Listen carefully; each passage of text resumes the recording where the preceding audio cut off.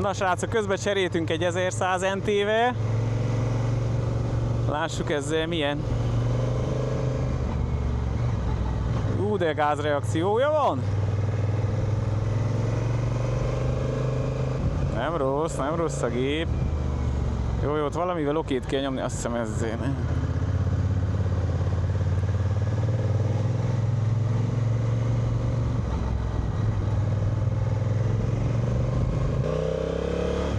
Minden fasz, csak ez a gázreakció nagyon durva, és meg kell szokja.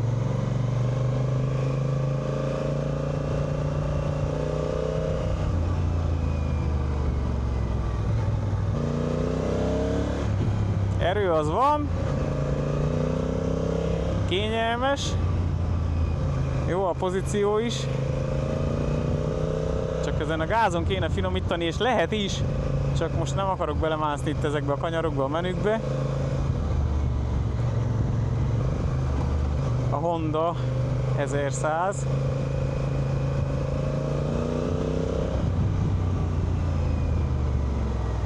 Féke nem olyan acélos, de ez a gázreakció, de szorvaz meg.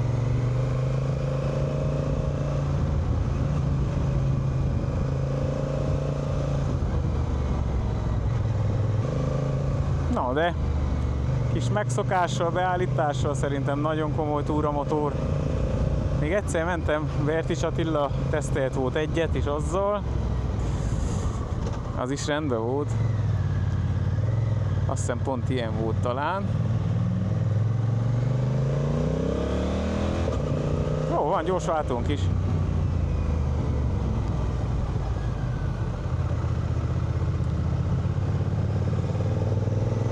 Nagyon kell vigyázni itt az autókkal, srácok, ha erre jártok meg. Kicsit elkap a bugi, és kanyar után valamire felcsattansz. Az akkor nem olyan subidubi.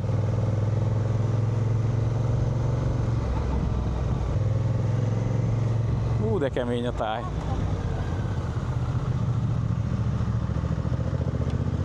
Mondjuk itt van nyomaték, nem kell nagyon visszaváltogatni, mint a Desert X-nél. Jó a pozíció, tényleg tetszik, élvezem. Közben kaptam egy bogarat a szemem közé, de még él. Kuplung az azért nagyon kint fog, de erőből nincs hiány. A váltója is nagyon finom. Ducatinál azért van egy kicsivel durvább hang, meg olyan úgy érzed, hogy erőködik a váltó, amikor kettősből egyesbe egy ilyen nagy visszafordítóba muszáj visszategyed. De amúgy totálban rendben van.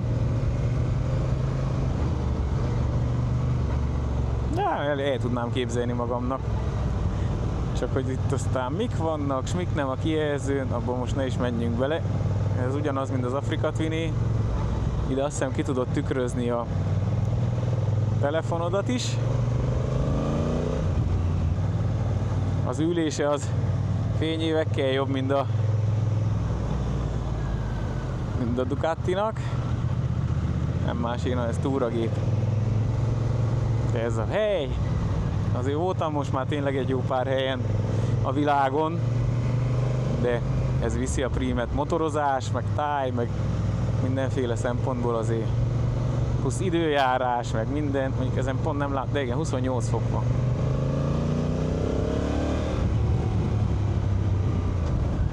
Nagyon szépen vált Honda, na, nem hiába, nekem is volt Hondám, szerettem nagyon, az volt az első nagy motorom.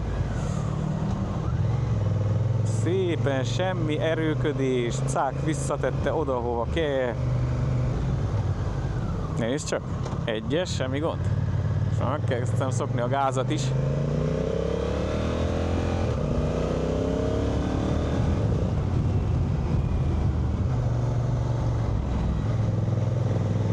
Hát ezt a váltót, hogyha lehetne, áttenném egy az egybe a Ducatira, az mindjárt elesek. Jobb lett volna visszaváltsak, de most már mindegy.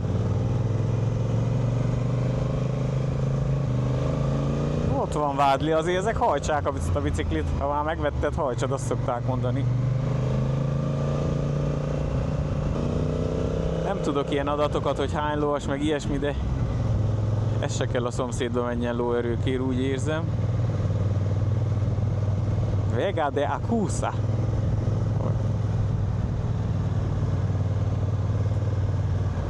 Azt a betyár.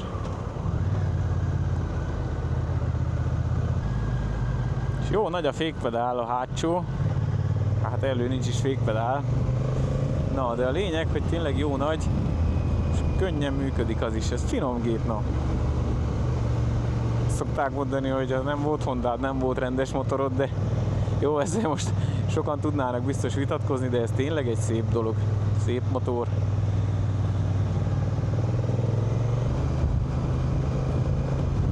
Próbálnám egy kevésbé szerpentines úton, mondjuk egyedül. Biztos, hogy lehet vele kanyarogni nagyon jól. 80 ezerben van. Az még nem olyan sok egy ilyen gépnek.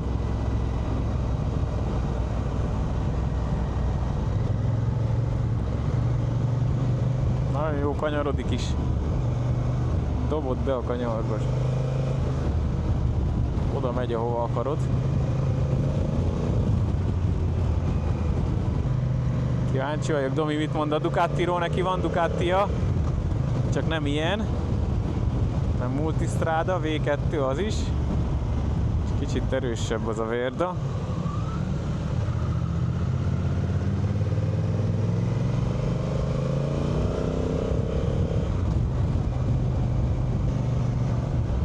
De ez RTX-en azért jobban kell váltogatni jobbra-balra, ez azért nyomatékból is viszi, és szépen finoman, nem kell sokat visszaváltani, kivéve most, de most se azért, hanem hogy lelassultunk.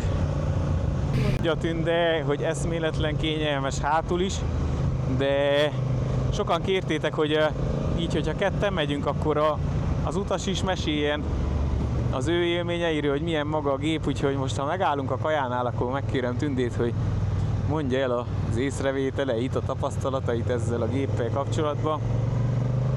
De egyelőre minden full pozitív, nekem is és neki is, mert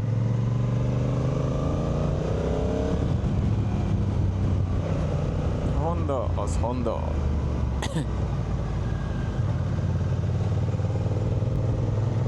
Könnyű, terelhető. Kisebb az első kerék, máshogy kanyarodik, de jól.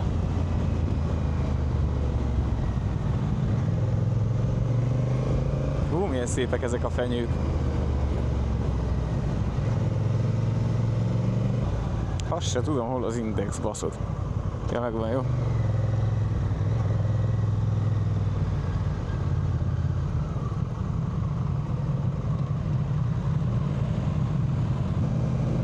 Azt mondja Tünde, soha nem akar erről a motorról leszállni, olyan jó.